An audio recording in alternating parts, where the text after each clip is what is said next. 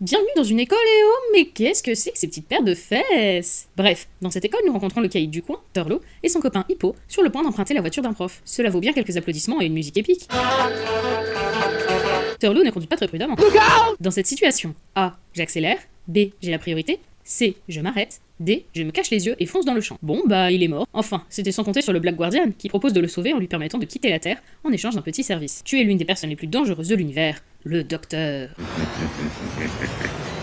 Le propriétaire de la voiture n'est pas content. Mais serait-ce le brigadier Ledgement Stewart? Quoi?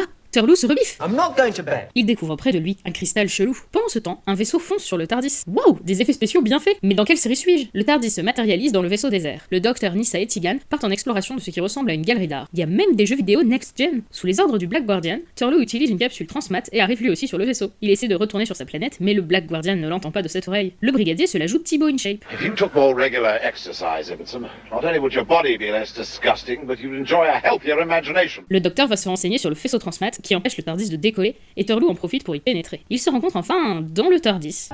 Tout semble normal pour le docteur, les filles sont plus sceptiques. Le docteur et Turlough retournent sur Terre. Turlough va enfin pouvoir accomplir sa mission à l'aide d'un très gros caillou. Une énorme explosion fait échouer son plan. Le TARDIS se matérialise au bon endroit, mais au mauvais moment. Ah, je sens qu'on va se marrer pour raconter la suite. D'un côté, le docteur rencontre le brigadier qui n'a aucun souvenir de lui. D'un autre, Tegan et Nyssa ont trouvé un grand brûlé en slip qu'elles prennent pour le docteur. C'est vrai que la ressemblance est frappante. Le docteur rafraîchit la mémoire du brigadier. Fait-on ça à l'anglaise? Tegan croise les charmants du coin et tombe sur le brigadier 6 ans plus jeune, mais déjà prof de maths. Le mec en slip se fait passer pour le docteur pour que Nyssa fasse décoller le TARDIS, mais elle refuse. Le gars s'appelle en fait Modrin, et il veut devenir un Time Lord. Tegan et le brigadier rejoignent le TARDIS pour trouver Modrin, régénéré en majordome du Rocky Horror Picture Show, qui les convainc à moitié qu'il est le docteur et qu'il faut retourner sur le vaisseau. Pendant ce temps, en 1983, Turlough essaye de se barrer avec la capsule, ce qui ne ravit pas le docteur. Ils arrivent à traquer le TARDIS et à retourner sur le vaisseau. On a donc deux brigadiers à bord qui ne doivent pas se croiser, sinon zap! Ils trouvent un appareil à régénération volé au Time Lord. Turlough se balade au lieu de chercher le TARDIS et se retrouve face à des vieux chelous qui poireautent là depuis des plombes. Nyssa et Tegan se décident à aller chercher le docteur, qui revient de lui-même en mode normal. Il les engueule gratuitement parce qu'ils ont amené le brigadier. How could you be so stupid?